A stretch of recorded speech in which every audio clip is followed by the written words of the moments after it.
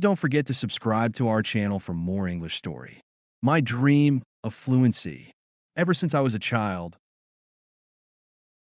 I dreamed of speaking English fluently. Growing up in a small town, English felt like a bridge to another world, a world full of opportunities.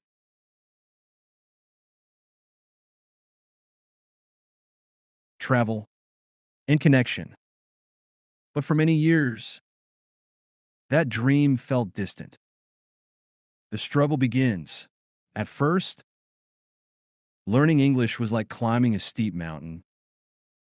I memorized grammar rules, repeated words, and practiced pronunciation, but I still couldn't form sentences naturally. Whenever someone spoke English to me, I froze. One day, during an English class at school, our teacher asked me to introduce myself in front of the class. My hands shook and my voice trembled. I managed to say, "My name is," before forgetting the rest. The laughter from some classmates stung deeply. That night, I promised myself, I will not give up. One day, I'll speak English without fear. Changing my approach. Instead of just memorizing words and grammar, I decided to immerse myself in English. I borrowed English storybooks from the library, even though I could barely understand them. I watched movies with subtitles and listened to English songs, singing along to improve my pronunciation. I also found a language partner online, a student from another country who wanted to learn my native language. We practiced together every evening, and for the first time, I realized that mistakes weren't failures. They were stepping stones. Facing my fears. The turning point came when my school announced a speech contest. The topic was my dream, and though I was terrified, I signed up. For weeks, I practiced in front of the mirror. I wrote my speech, rewrote it, and recorded myself speaking. My friends helped correct my grammar, and my teacher gave me tips on how to express myself clearly. On the day of the contest, I stood on stage, heart pounding. I took a deep breath and began. At first, I stumbled over a few words, but then I looked at the audience and reminded myself, they're not here to judge me. They want to listen. The dream comes true. When I finished my speech, the applause was overwhelming. I didn't win the contest, but something even more important happened. I realized I could do it. From that day on, I embraced every opportunity to speak English. I joined a local English club, volunteered to help tourists in my town, and even started journaling in English. Over time, speaking English became natural. One day, a tourist asked me for directions, and I answered confidently. As she thanked me and walked away, I realized something. I'm living my dream of fluency. Why it matters. Fluency isn't just about speaking a language. It's about confidence, persistence, and opening doors to new possibilities. Learning English taught me that every small effort adds up, and dreams are within reach if you keep moving forward. Moral of the story: success doesn't happen overnight. It's a result of consistent effort. Mistakes are not failures, but essential parts of learning. Facing your fears is the first step toward achieving your dreams. Confidence grows through practice and real-life experience. Persistence can turn even the most challenging dreams into reality. Part 2. After that speech contest, my perspective on learning English changed completely. I no longer saw it as something impossible or terrifying. Instead, it became a challenge I was excited to overcome. Practice makes progress. Every day after school, I set aside time to practice. I spoke to myself in the mirror, mimicking dialogues from movies. I downloaded an English learning app and played vocabulary games during lunch breaks. One thing that really helped was shadowing, a technique where I repeated exactly what native speakers said in videos or podcasts. It felt awkward at first, but soon, my pronunciation and rhythm improved. Another breakthrough happened when I started journaling. Writing down my thoughts in English helped me connect ideas and practice sentence structures. At first, I wrote simple sentences like, "Today was good." But over time, I could express more complex feelings. Like, I felt nervous but proud after giving my first speech. A support system. My journey wasn't solo. My English teacher noticed my efforts and encouraged me. She suggested books I might enjoy and introduced me to idioms that made learning fun. At home, my younger sister became my biggest supporter. She would sit beside me as I practiced speaking, clapping for me even when I made mistakes. One day, she said, "You sound like those people on TV now." That small compliment gave me more confidence than she could imagine. The challenges continue, but not everything was easy. I still had moments when I doubted myself. There were times when I couldn't understand someone's accent or forgot simple words during a conversation. I remember one time when I joined an English speaking event at my local community center. Everyone introduced themselves fluently, and when it was my turn, I stumbled on my words. I felt like running away. But then I remembered something my teacher once said. Even native speakers make mistakes. What matters is that you try. I stayed, and by the end of the event, I even made a few new friends. Reaching milestones, as months turned into years, I started noticing changes. The first time I ordered food at a fast food restaurant in English without hesitation, I felt a rush of pride. Later, I got an opportunity to participate in a school exchange program. Traveling to another country and using English to communicate was a dream come true. It wasn't just about fluency anymore. It was about connecting with people, understanding different cultures, and expanding my world. Living the dream. Now, looking back, I realized my journey to fluency wasn't just about learning English. It was about overcoming fear, finding joy in the process, and building resilience. Today, I use English daily at work, helping international clients and attending global meetings. The language that once scared me is now a tool that empowers me. And every time someone asks, "How did you become so fluent?"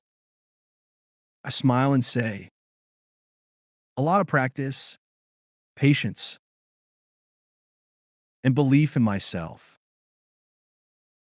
This part of the story shows that with continuous effort, a supportive environment, and self-belief, any challenge can turn into an opportunity. Moral of the story: consistency is key. Small daily efforts lead to big achievements. Having supportive people around you makes the journey easier. Facing setbacks is normal. They help you grow stronger. Celebrate small victories. They're proof of progress. Confidence isn't something you're born with. It's something you build. Part 3. Using English in real life. After I returned from the exchange program, I realized how much my confidence had grown. I no longer felt nervous when speaking English. In fact, I looked for every opportunity to use it. One day, I met a group of tourists at a local historical site. They were struggling to find their way, so I offered to help. At first, I was worried about saying the wrong thing, but as I explained the directions, I saw their smiles and heard their words of gratitude. "You speak so clearly," one of them said. That single sentence boosted my confidence tenfold. I started volunteering at similar events where I could meet international visitors. These experiences helped me practice English naturally, without the pressure of being perfect. I discovered that real-life conversations were not about flawless grammar, but about expressing yourself and understanding others. The power of goals. Setting goals became an important part of my journey. I wrote down what I wanted to achieve. 1. Speak confidently in any situation. 2.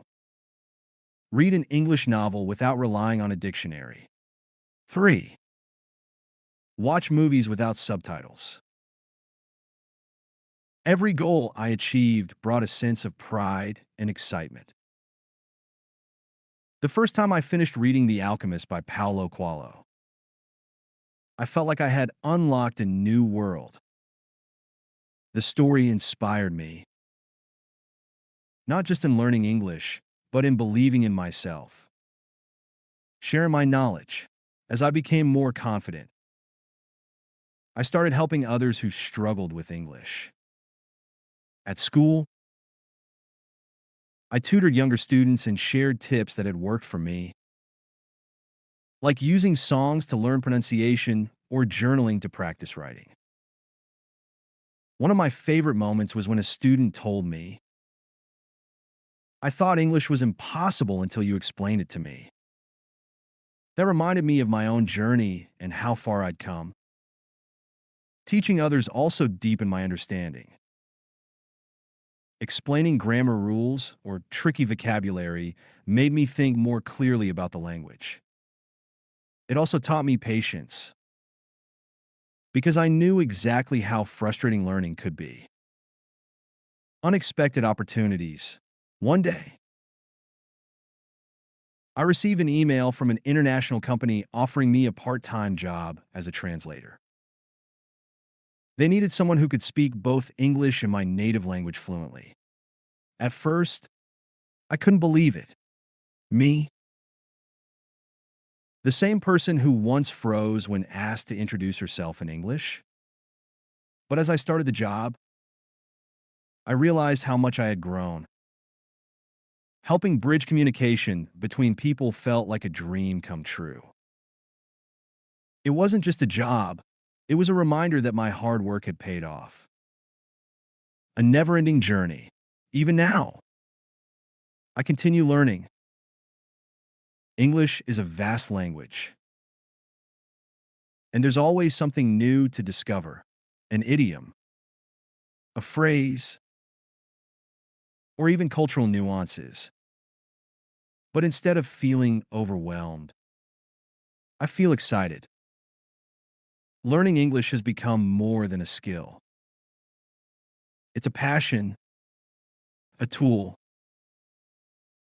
and a reminder of what's possible when you believe in yourself. Whenever someone asks me,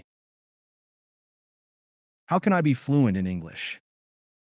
I always tell them, start small, stay consistent, and don't be afraid of mistakes. Fluency isn't a destination. It's a journey. This part of the story highlights the importance of using your skills to help others, celebrating every milestone, and embracing lifelong learning. Moral of the story: helping others learn reinforces your own knowledge. Real life practice is more valuable than perfection. Setting achievable goals keeps you motivated. Hard work creates unexpected opportunities. Learning is a continuous journey, not a final destination. Today, as I reflect on my journey, I realized that my dream of fluency wasn't just about mastering English. It was about transforming myself, becoming braver, more resilient, and open to the world. English has become more than a language for me.